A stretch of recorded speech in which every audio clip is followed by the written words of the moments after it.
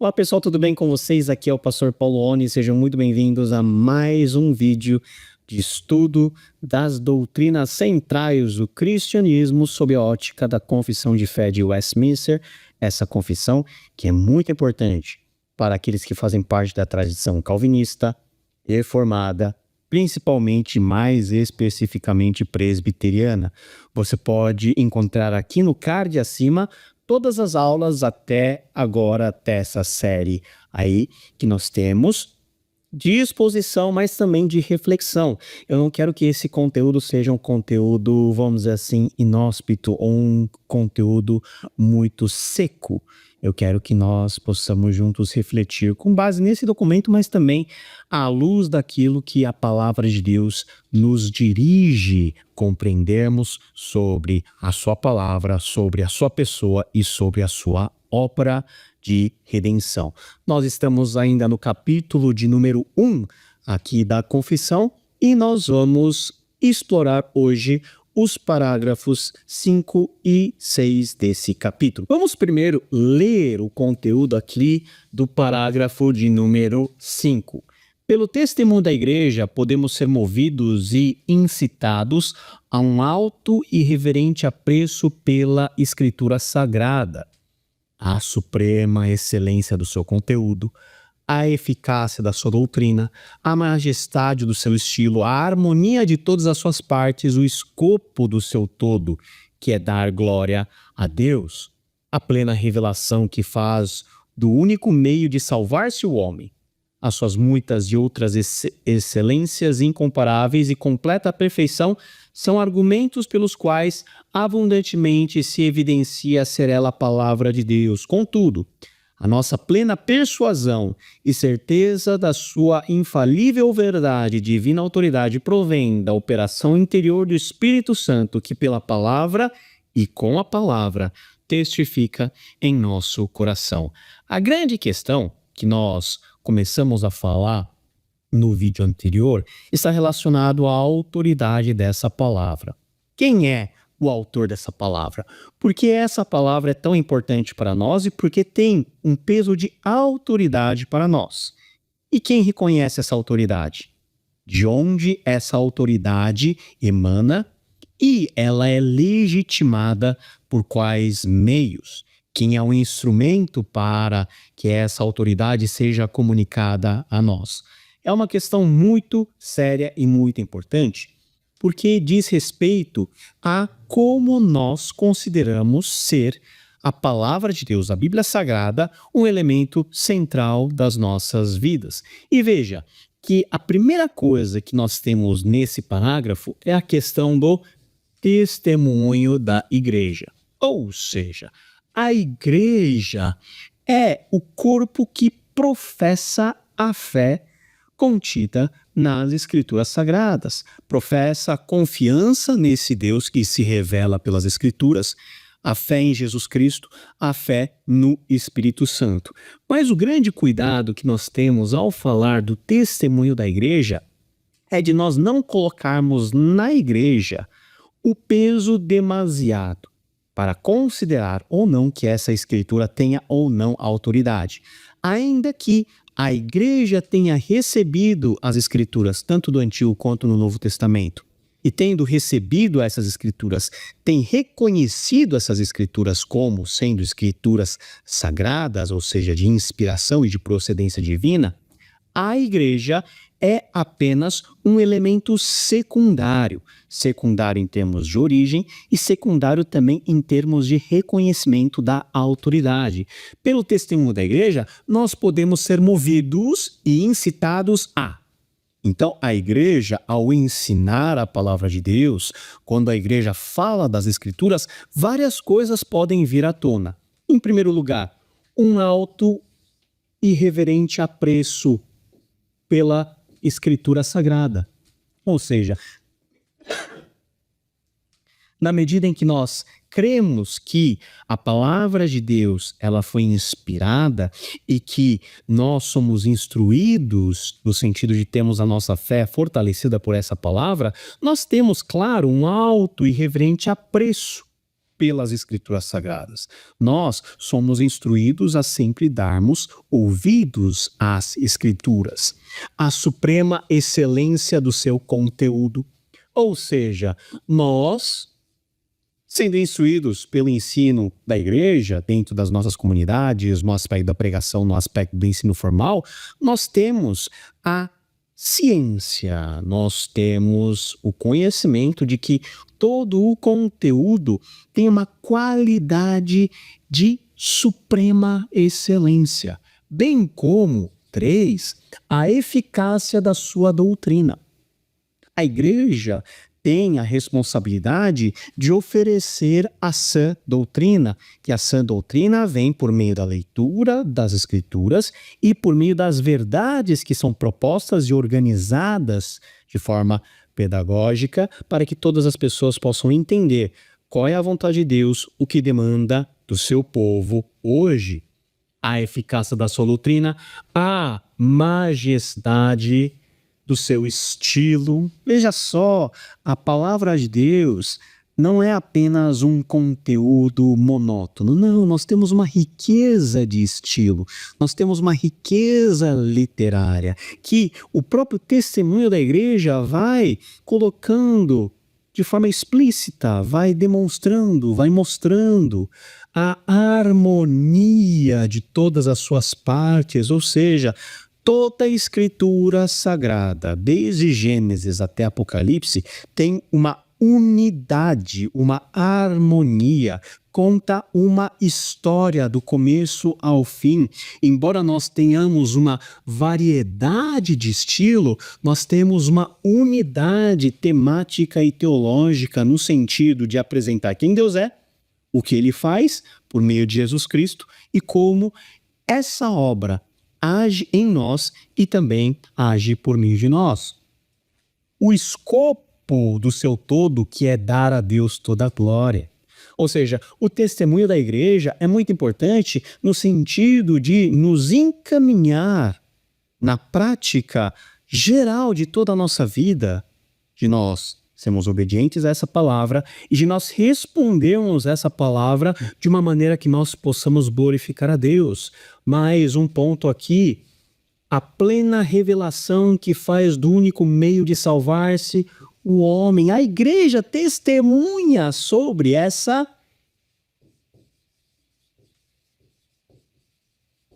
revelação.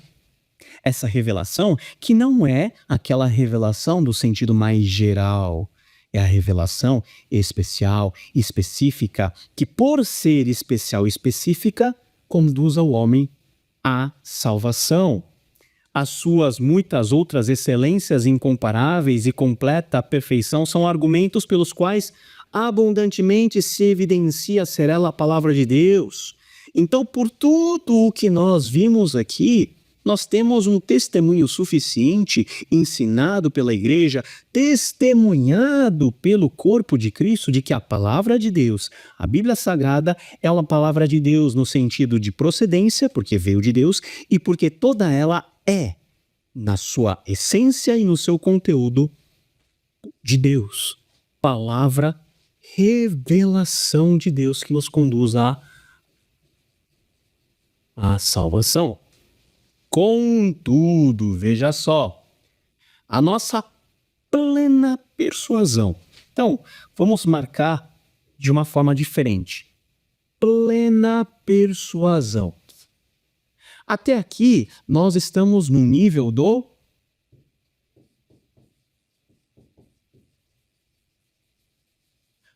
testemunho. Ou seja, o que a igreja crê sobre a palavra de Deus e como a igreja dá sinais de que essa palavra de Deus é de procedência divina. Entretanto, ao afirmar que existe uma plena persuasão, nós podemos também inferir que o testemunho da igreja não é pleno, não é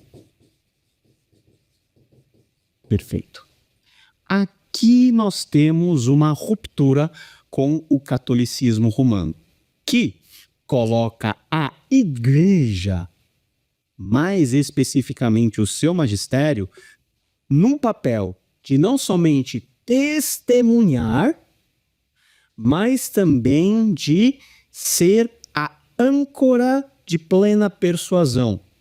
Ou seja, trocando em outras palavras, dentro da perspectiva do catolicismo romano, é a própria igreja que garante que as escrituras são a palavra de Deus e a própria igreja que, na verdade, lastreia a autoridade e o uso dessa palavra.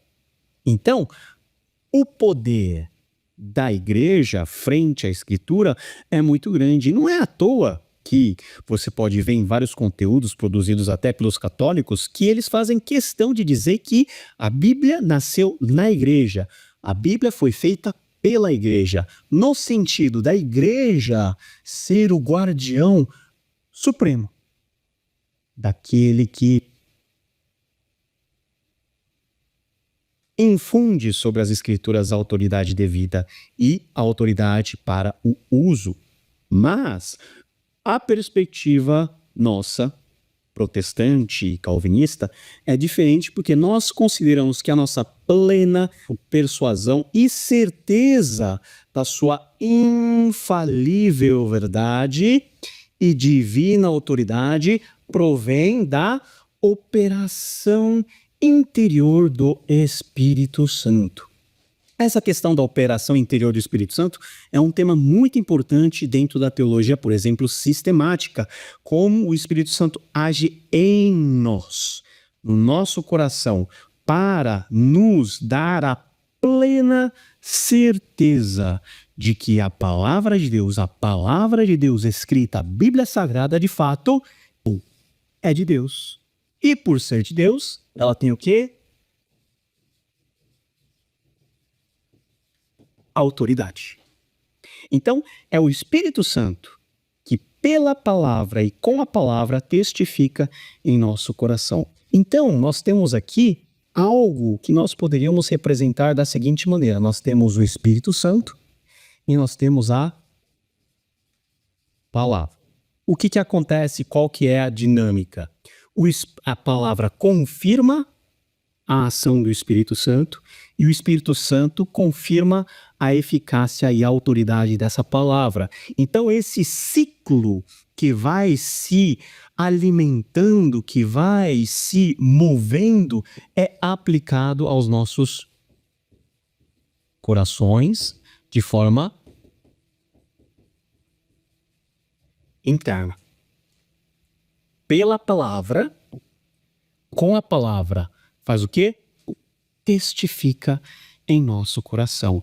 A própria Bíblia nos fala sobre essa operação interna do Espírito Santo. 1 de João, capítulo 2, versículo 20 e 27. E vós possuís a unção que vem do Santo, e todos tendes conhecimento.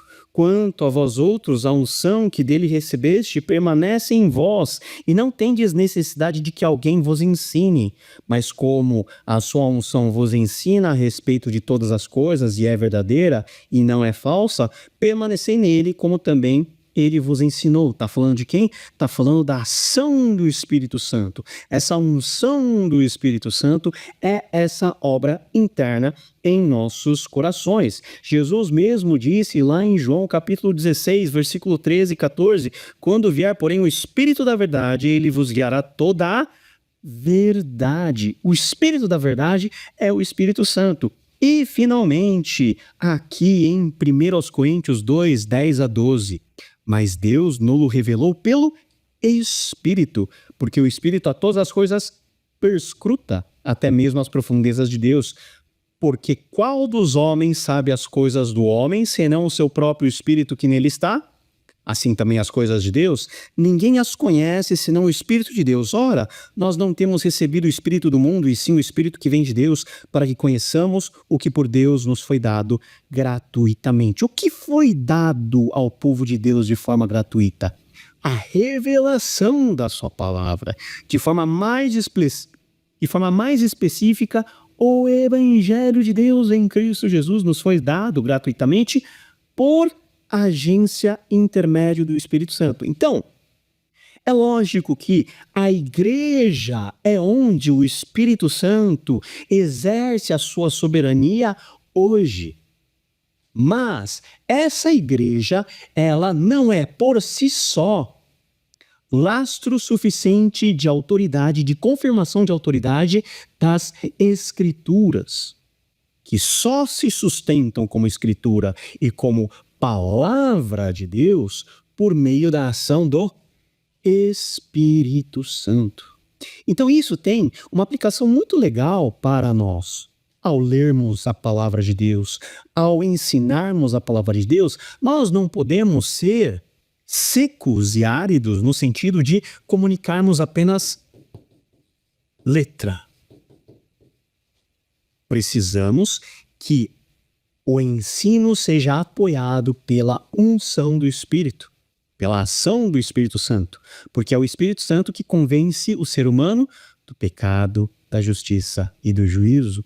Nós podemos transmitir conhecimento, mas quem vai fazer desse conhecimento verdade aplicada em nós é o Espírito Santo, a terceira pessoa da Trindade. Então, nós temos uma clara diferenciação. Não é que nós não tenhamos, dentro da perspectiva protestante, uma importância ao testemunho da igreja. Claro que temos. Aliás, para nós, a igreja continua tendo 2000 anos de idade. Tem conhecimento acumulado, tem homens e mulheres ao longo de todas as gerações que viveram a realidade do Evangelho e que nos comunicam de forma cumulativa.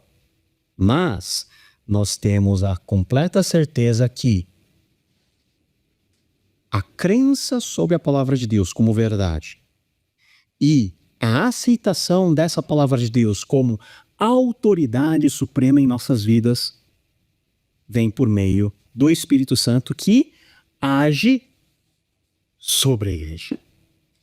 Esse é o caminho. É o Espírito Santo que apoia o testemunho da igreja. E é o Espírito Santo que dá total certeza, com a palavra, pela palavra, que essa é a verdade a ser aplicada em nossos corações. Agora, entrando no parágrafo 6, veja, todo o conselho de Deus concernente a todas as coisas necessárias para a glória dele, para a salvação, fé e vida do homem, ou é expressamente declarado na Escritura, ou pode ser lógica e claramente deduzido dela. Aqui nós precisamos ter serenidade para explicar. Por quê? Porque muitas pessoas acham que a Bíblia tem todas as respostas, no sentido que a Bíblia vai responder de forma explícita mesmo a questões que não fazem parte do mundo bíblico.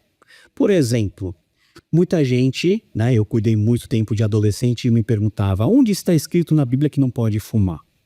Onde está escrito na Bíblia que você não pode se drogar? Onde está escrito na Bíblia que você não pode dar golpe em criptomoeda? Nós não temos essas informações de forma clara porque a Bíblia foi escrita 3 mil anos atrás, em um mundo em que nós não temos essas coisas. E muitas vezes é um exercício anacrônico querer que a Bíblia explique as coisas do jeito que a gente acha que ela deve explicar, com a linguagem de hoje, com os conceitos de hoje.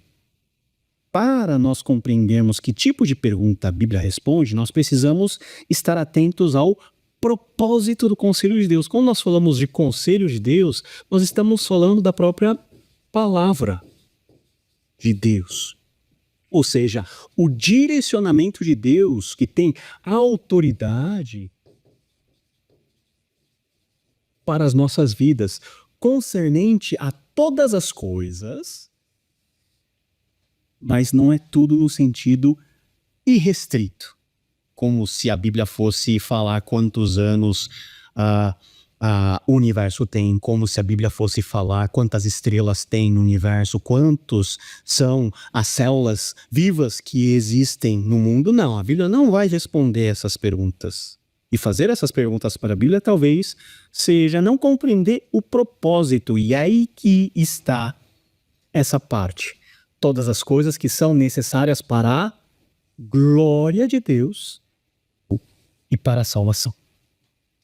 A Bíblia, de forma efetiva, direta e clara, vai nos dirigir a todas as respostas concernentes a como Deus é glorificado em nós, por meio de nós, e como Deus em Cristo Jesus, por meio do Espírito Santo, nos salva.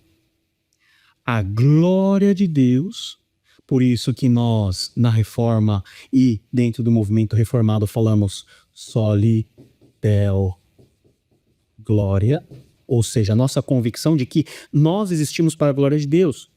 A primeira pergunta do catecismo maior, a primeira pergunta do breve catecismo fala o quê? Qual que é o propósito do ser humano? É glorificar a Deus e para a nossa salvação. Sim, a Bíblia foi escrita para que nós pudéssemos ser salvos, conhecendo Deus, conhecendo o Filho de Deus, que é o nosso Salvador, conhecendo o Espírito Santo, que é a terceira pessoa da Trindade, que nos aplica a salvação em nossos corações. E também fé e vida no homem.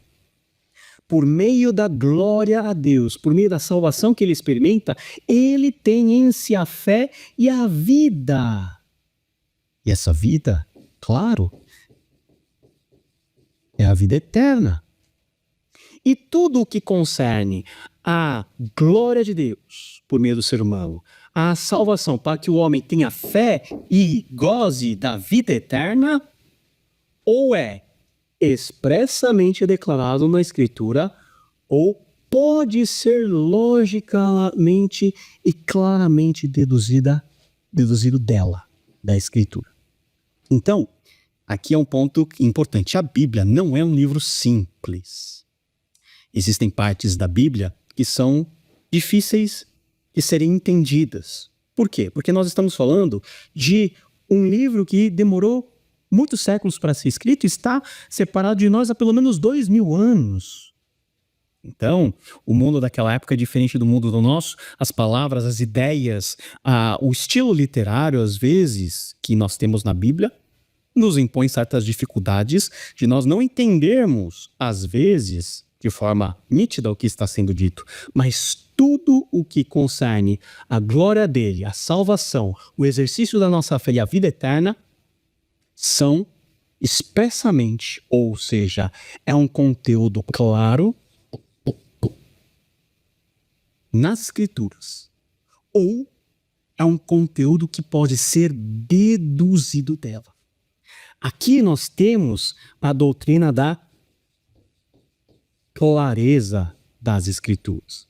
Ou seja, o que tange e o que lida com a sua maneira e a sua missão de glorificar a Deus e a sua salvação estão claramente, explicitamente registrados nas Escrituras ou, por meio das Escrituras, podem ser claramente deduzidas.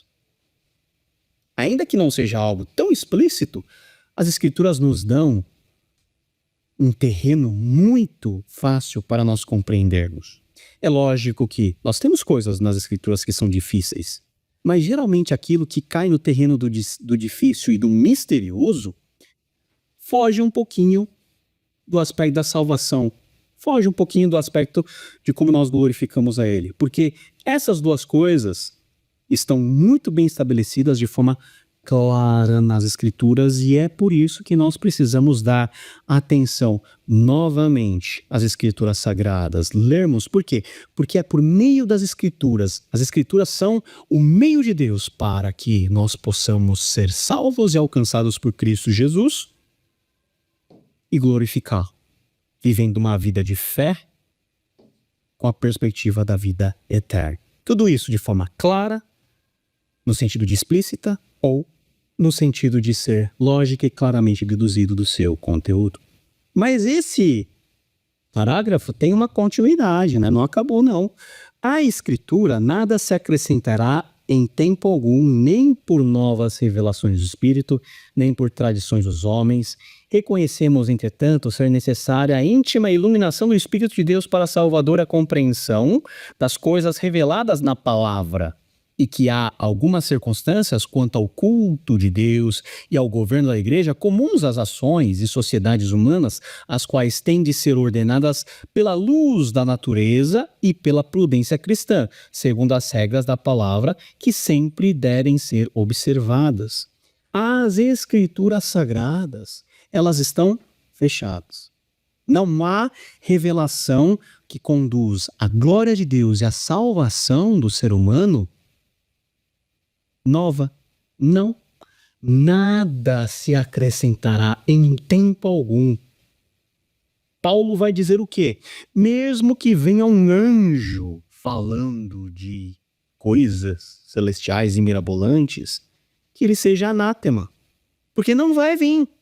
Não há espaço para acréscimo de novas revelações. Então, qualquer tipo de gente que venha falar de novas religiões ou novas revelações nas escrituras, nós podemos com certeza taxá-los de hereges, pois estão falando heresia, estão falando algo que não pode existir.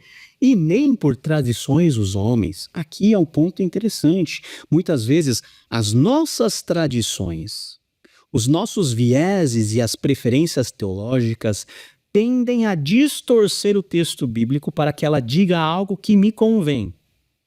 Por isso que é sempre necessário nós sermos iluminados pela palavra para, inclusive, avaliarmos se nossa tradição teológica, eclesiológica, missionária, missional, tudo isso está de forma adequada e razoavelmente alinhado à vontade de Deus. Reconhecemos, entretanto, ser necessária a íntima iluminação do Espírito Santo de Deus para a salvadora compreensão das coisas reveladas na palavra. É aquilo que está escrito um pouquinho antes. Precisamos da iluminação. Iluminação é diferente de inspiração. A inspiração ocorreu nos autores bíblicos.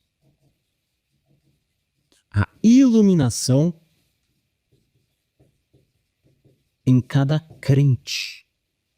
E cada um de nós que é iluminado pelo Espírito no coração para que possa compreender com clareza, compreensão das coisas reveladas na palavra, porque a palavra de Deus é algo espiritual, não é algo que depende sumamente da lógica e da inteligência humana.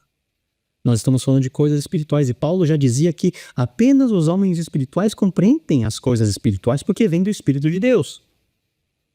Há diferentes circunstâncias, entretanto, e aqui vale fazer uma ressalva, quanto ao culto de Deus, ao governo da igreja, que são comuns às ações e sociedades humanas. Ou seja, como nós cultuamos a Deus, segue por princípios e nós defendemos que há um princípio regulador no culto, ou seja, nós cultuamos apenas da maneira que a Bíblia nos prescreve.